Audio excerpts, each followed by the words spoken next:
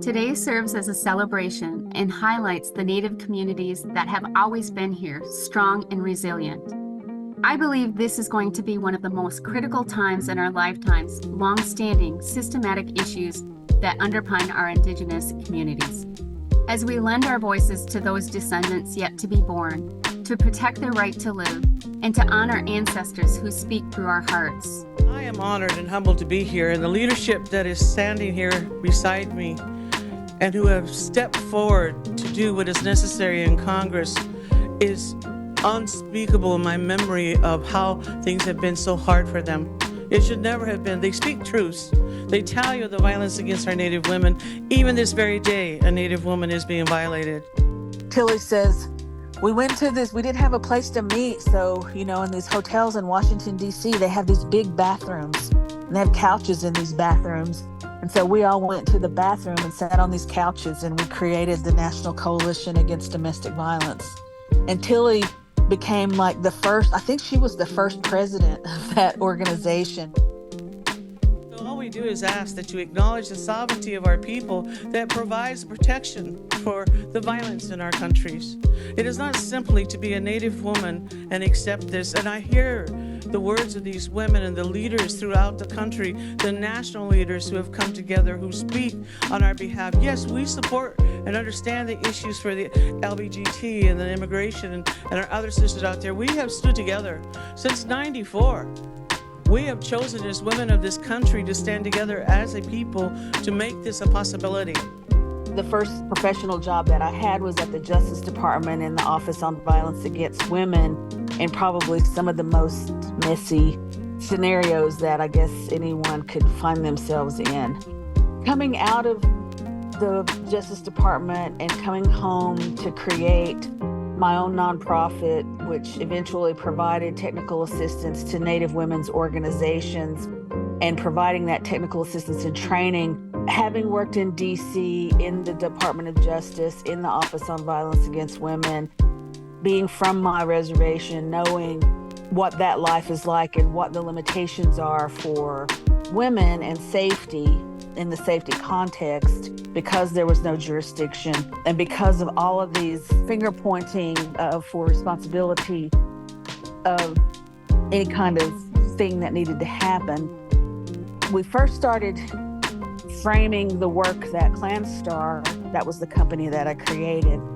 ClanStar essentially was the public policy technical assistance provider. And so what we were doing was providing training and technical assistance to Native women's organizations who were funded by Office on Violence Against Women for the Native Women's Coalitions.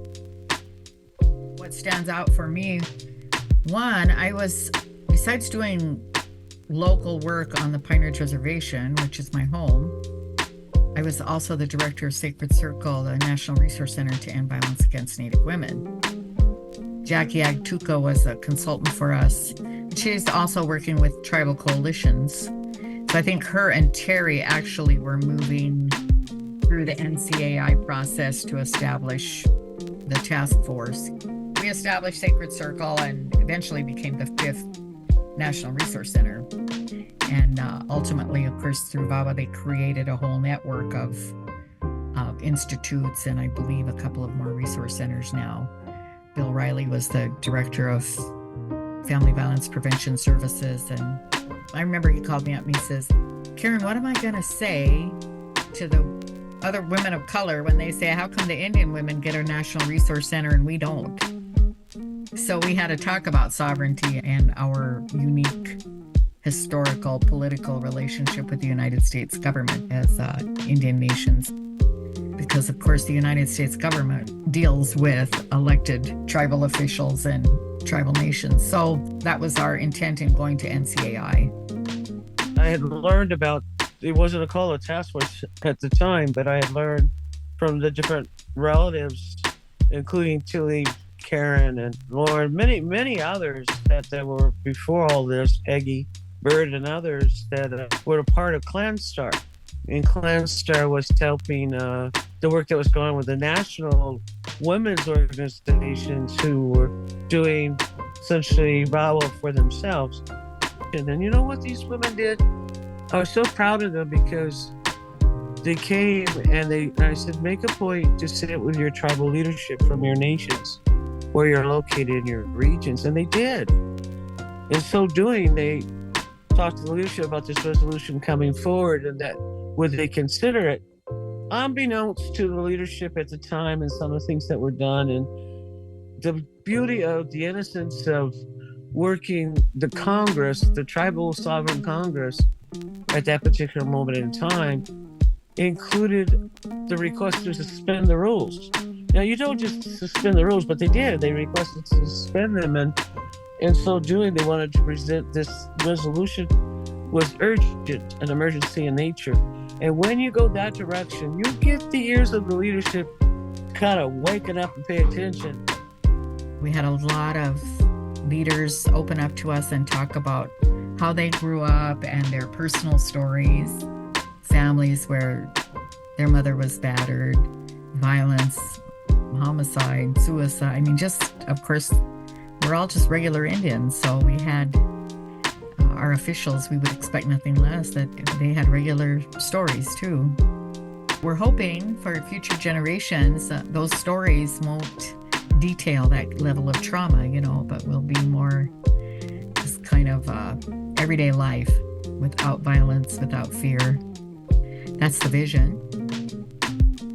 The important work and advocacy of VAWA is another way to respect and honor and heal our women, children, and relatives, and to teach the world about our significant contributions since time immemorial that respects our cultures, languages, traditional ways of life, and allows for truth and reconciliation of the perpetual historical trauma experienced by Indigenous communities with the goal of cycle breaking. VAWA allowed Sacred Circle, then we created all those beautiful materials, all of those beautiful posters, and of course the Restoration magazine, which eventually led to the book that was written detailing the history. So Sacred Circle initiated all of that, and it really was the first ever time that as Indian women we had resources dedicated solely to creating resources that were relevant to us. I was the co-chair of the NCAI VAWA Task Force when I was the Supreme Court Justice for Tlingit and Haida in Alaska. And during that time, I really focused my attention professionally to, one, expanding awareness about tribal jurisdictional issues in Alaska, and also the push for the Violence Against Women Act reauthorization, along with the other sort of supporting bills such as the Not Invisible Act Commission Savannah's Act and the SURVIVE, which is the Victims of Crime Act, which has not been passed, and we're subject to a year-to-year appropriation on that. I'm Lenora Hoots. My Yupik name is Nujangnin. I was born and raised in my village in Imangak, Alaska. We began back in 1979 from grassroots. We had no idea what we were doing. We just wanted to make sure that the women and children and our elders were safe out here in the remote village, because we had a high rate of domestic violence and sexual assault. And that was the time when it was legal to import alcohol. That really brought up the rates of violence in our village. So a group of us women came together and tried to figure out how can we provide safety for women and children and not have them leave their homes, because a lot of the women and children had, the only time they leave the village is when they have to go for medical. We established safe houses in our village. We live in a small remote village. We have about 800 tribal members in our community. Our village is an off-road village, which means that we have no roads connected to other villages. The river is our highway. So winter months we travel by snow machine, and summer months the only way to leave is to leave by plane. That's how we began our program out here in the village. We established 9 safe homes and that helped keep the women and children safe from violence that was occurring in their homes. One year I was a co-chair. That was a really challenging position, but I challenged myself and took that seat for 1 year. Not understanding the policy and the law, those were some of my challenges.